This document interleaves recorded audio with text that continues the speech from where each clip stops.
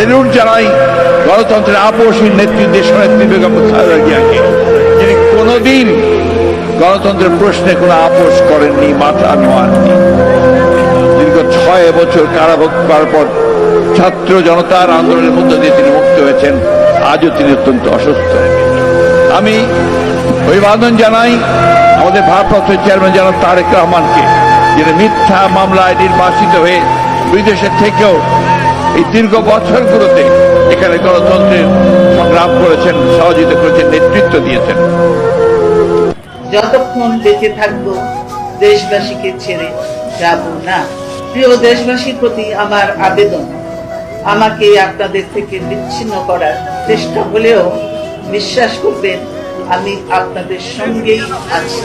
দেশের বাইরে আমার কোনো ঠিকানা নেই, এটাই হলো আমার ঠিকানা। এই দেশ, এই দেশের মাটি, মানুষই আমার সবকিছু।